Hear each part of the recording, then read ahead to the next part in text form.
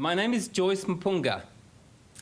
I'm a 33-year-old Zimbabwean woman, and I live in the northeastern highlands of Zimbabwe. Yesterday, I was out at dawn collecting firewood. I didn't come back until dark. If I had money, I'd buy wood, but I don't.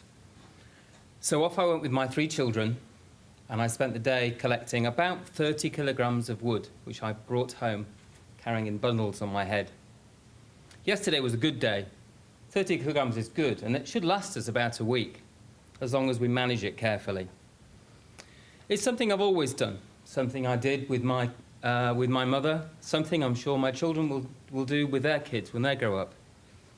Somehow each year, that walk takes us a little bit longer. We seem to have to walk further and further as each year goes by.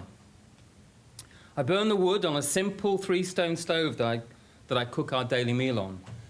It's also the prime source of heat and light for our home in the cold evenings. It's also the cause of Ernest's eye infection, my son, and the prime source of my daughter Hope's cough, which ultimately killed her. At the time, I never knew that there was a problem. But frankly, even if I did know, I'm not sure I could do anything about it. I don't have a choice. Usually, I just cook 1 meal a day. I tend to choose foods that cook quickly so as to save that fuel and preserve it, which means that some of the more nutritious foods, like beans and maize, are out. I tend to choose porridge. It's quick, it's simple, it's filling. In the summer months, it gets hot. And when it gets hot, the food that I sell in the market goes off very quickly. So it means a lot of foods that I would otherwise sell, I can't sell. And so my ability to sell the kind of foods that would make me more money aren't there for me. If I had a fridge, I could do something. I could make money. The community clinic, about 10 miles walk away, also has no fridge, which means it has no vaccines.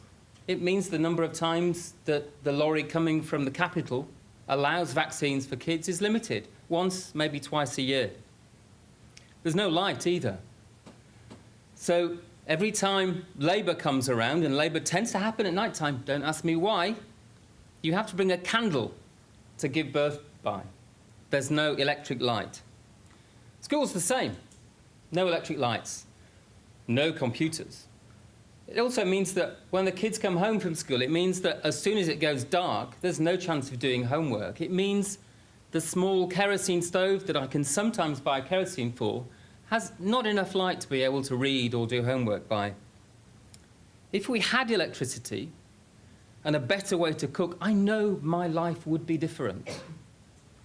But none of this is likely to happen.